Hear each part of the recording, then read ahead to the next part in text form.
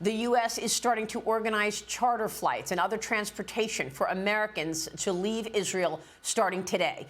We have nearly a week after the Israeli-Hamas war began. Reuters is now reporting Americans will be, quote, asked to sign an agreement to repay the U.S. government prior to departure and should be prepared to arrange their own lodging and onward travel from Greece, Germany, or Cyprus to their final destination. Florida Governor Ron DeSantis is also signing an executive order to authorize the state's Division of Emergency Management so that they can begin working to bring Floridians stuck in Israel back home. Joining me right now is Florida Congressman, House Armed Services Committee member, and House Foreign Affairs Committee member Cory Mills. Congressman, thanks very much for being here. You've been rescuing Americans from Israel. You've rescued 77 Americans so far from Israel. Tell us how you've done it and about your program. Well, thanks for having me on, Maria. Yeah, the bottom line is that when I went over in 2021, just to give some backstory, when the Afghan botched withdrawal occurred, my only focus is to try and save American lives, which is why our team ended up conducting, after 11 days, the only successful overland ground rescue, the first one.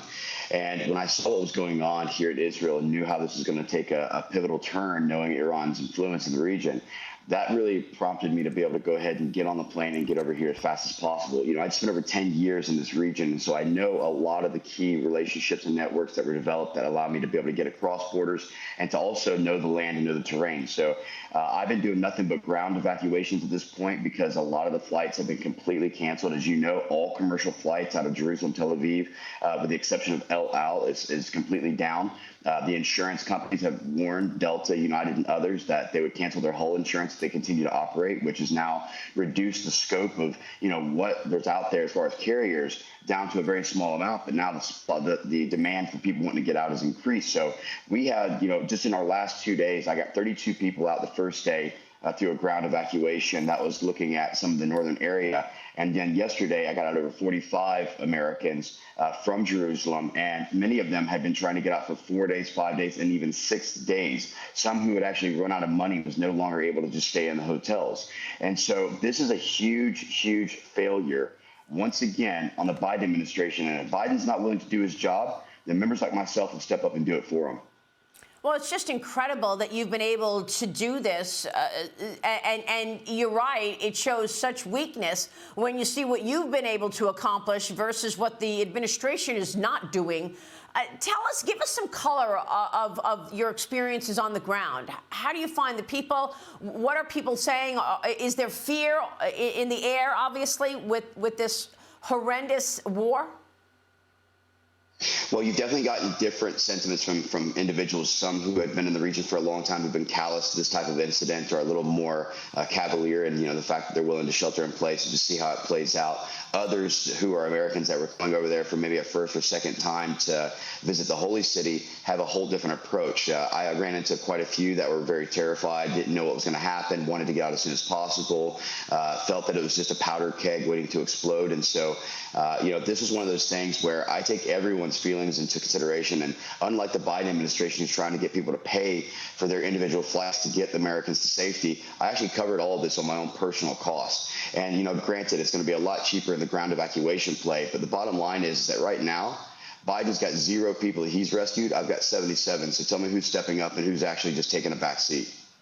That's just incredible, the evacuations that you've been able to manage. Congressman, let me get your take on this new order or encouragement from the Israeli leadership to leave Gaza right now. They are sending out leaflets, dropping leaflets from planes, telling citizens to leave their homes and move south. They have 24 hours to do so.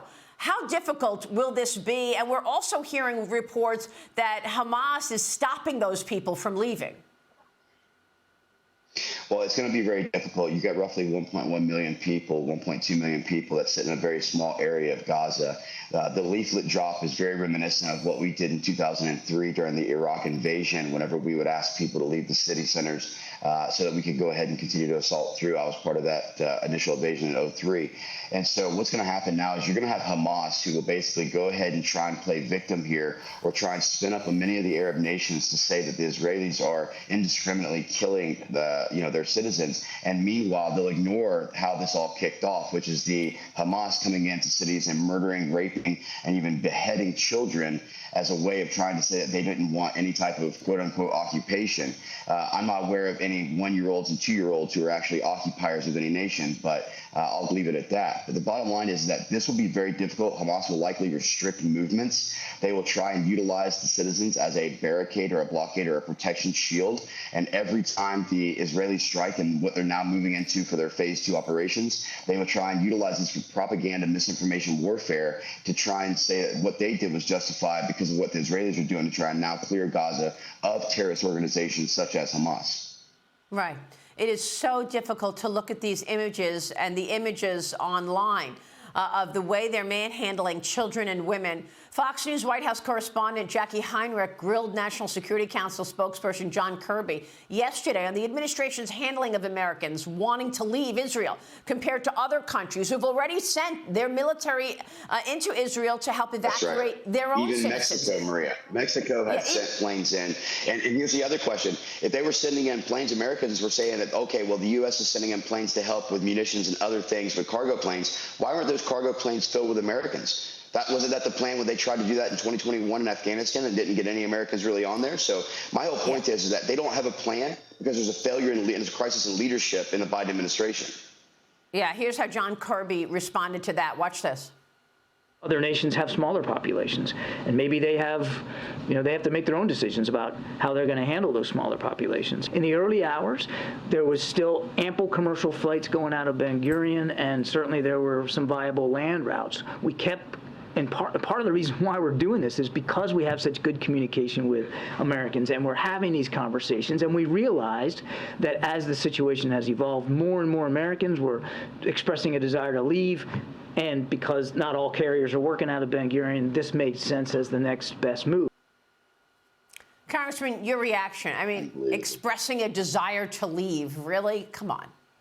Well, first off, it's unbelievable the lack of integrity that Kirby actually has. Not that it's surprising for me, given the things that he's been saying over recent years. But my whole thing is that he's been talking to Americans. Really, I'd love to understand which Americans he's talking to, because many of the people that I rescued over the last 2 days said that when they reached out to the State Department or they tried to actually get any support, they were given a response that was an auto response that said, please fill out this electronic form and we'll be in contact with you. None of them had even been contacted by the State Department, again, reminiscent of 2021 and no actual lessons learned. But this is absolutely a lie from Kirby. This is a continual spin by the Biden administration. They didn't have a plan. They didn't have a strategy. They were going to leave Americans there until they could figure it out. And guess what? It shows like yours, Maria, and all those who are willing to bring me on, that is putting the pressure on the Biden administration to say, why is it that one congressman can help get Americans out and take risks on himself, but you can't do anything with the full weight of the U.S. government? Unbelievable. Congressman, thank you so much for going to Israel and getting these Americans home. The evacuations that you are taking care of, 77 people. We so appreciate your leadership, Cory Mills. Thank you, sir. Thank you, Maria.